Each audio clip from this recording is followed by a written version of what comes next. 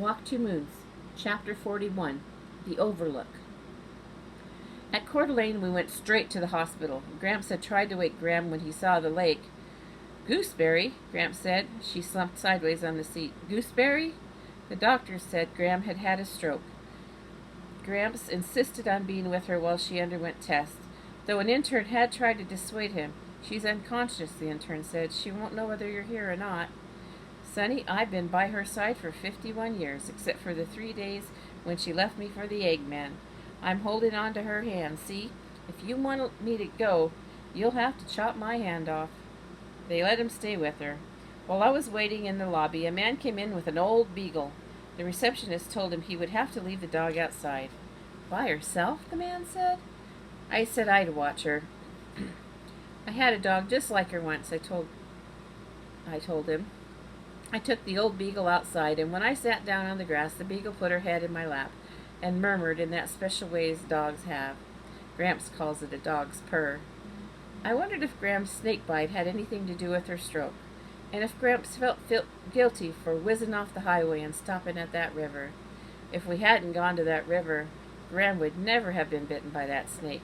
And then I started thinking about my mother's stillborn baby, and maybe if I hadn't climbed that tree, and if my mother hadn't carried me, maybe the baby would have lived, and my mother never would have gone away, and everything would still be as it used to be.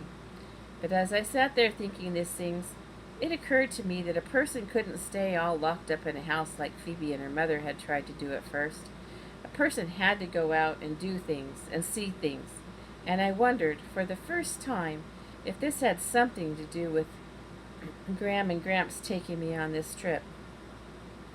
The beagle in my lap was just like our Moody Blue. I rubbed her head and prayed for Graham. I thought about Moody Blue's litter of puppies. For the first week, Moody Blue wouldn't let anyone come anywhere near the puppies. She licked them clean and nuzzled them. They squealed and pawed their way up to her with their eyes still sealed. Gradually, Moody Blue let us touch the puppies, but she kept a sharp eye on us, and if we tried to take a puppy out of her sight, she growled. Within a few weeks, the puppies were stumbling away from her, and Moody Blue spent her days herding them back. But when they were about 6 weeks old, Moody Blue started ignoring them.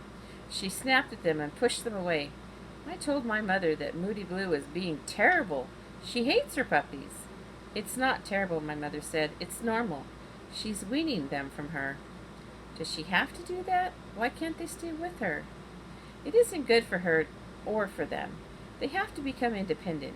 What if something happened to Moody Blue? They wouldn't know how to survive without her. While I prayed for Graham outside the hospital, I wondered if my mother's trip to Idaho was like Moody Blue's behavior. Maybe part of it was for my mother, and part of it was for me. When the beagle's owner returned, I went back inside. It was after midnight when a nurse told me I could see Graham. She was lying, still and gray, on the bed. A little dribble was coming out of one side of her mouth. Gramps was leaning over her, whispering in her ear. A nurse said, I don't think she can hear you. Of course she can hear me, Gramps said. She'll always be able to hear me. Graham's eyes were closed. Wires were attached to her chest and to a monitor, and a tube was taped to her hand.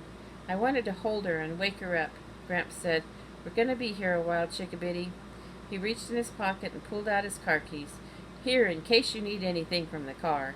He handed me a crumpled wad of money, in case you need it. I don't want to leave Graham, I said. Heck, he said, she doesn't want you sitting around this old hospital. You should just whisper in her ear if you want to tell her anything, and then go do what you have to do. We're not going anywhere, your grandmother and I. We'll be right here. He winked at me. You be careful, Chickabiddy. I leaned over and whispered in Graham's ear. And then I left. In the car, I studied the map, leaned back in the seat, and closed my eyes. Gramps knew what I was going to do. The key was cold in my hand. I studied the map again. One curvy road ran direct from Coeur d'Alene to Lewiston. I started the car, backed it up, drove around the parking lot, stopped, and turned off the engine. I counted the money in my pocket and looked at the map once more. In the course of a lifetime, there were some things that mattered. Although I was terrified when I drove out of the parking lot, once I was on the highway, I felt better. I drove slowly, and I knew how to do it. I prayed to every passing tree, and there was a thumping lot of trees along the way.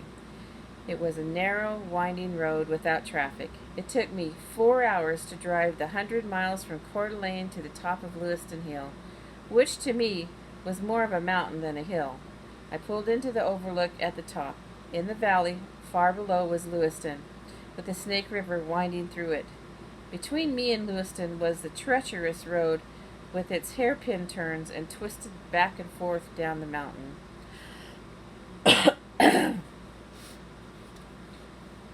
I peered over the rail, looking for the bus that I knew was still somewhere down there on the side of the mountain, but I couldn't see it. I can do this, I said to myself over and over. I can do this. I eased the car back onto the road. At the first curve, my heart started thumping. My palms were sweating and slippery on the wheel. I crept along with my foot on the brake, but the road doubled back so sharply and plunged so deeply that even with my foot on the brake, the car was going faster than I wanted it to. When I came out of that curve, I was in the outside lane, the one nearest to the side of the cliff.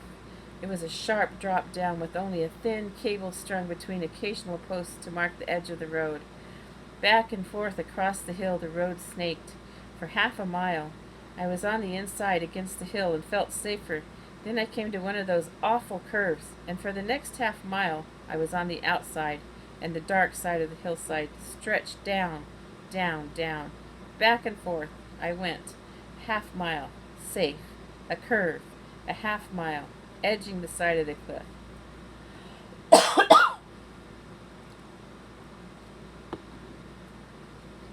Halfway down was another overlook, a thin, extra lane marked off less as an opportunity to gaze at the scenery, I thought, than to allow drivers a chance to stop and gather their wits. I wondered how many people had abandoned their cars at this point and walked the remaining miles down. As I stood looking over the side, another car pulled into the overlook. A man got out and stood near me, smoking a cigarette. "Where are the others?" he asked. "What others?" "Whoever's with you. Whoever's driving." "Oh," I said, "around." "Taking a pee, eh?" he said, referring, I gathered, to whoever was supposedly with me. "A hell of a road to be driving at night, isn't it?" "I do it every night. I work up in Pullman and live down there." He pointed to the lights of Lewiston and the Black River. "You been here before?" he said. "No." "See that?" He indicated a spot somewhere below. I peered into the darkness. Then I saw the severed treetops and the rough path cut through the brush. At the end of this path I could see something shiny and metallic reflecting in the moonlight. It was the one thing I had been looking for. "A bus went off the road here a year or more ago," he said. "Skidded right there, coming out of the last turn, and went sliding into this here overlook and on through the railing, and rolled over and over into those trees. Hell of a thing. When I came home that night, rescuers were still hacking their way through the brush to get to it. Only one person survived, you know." I knew.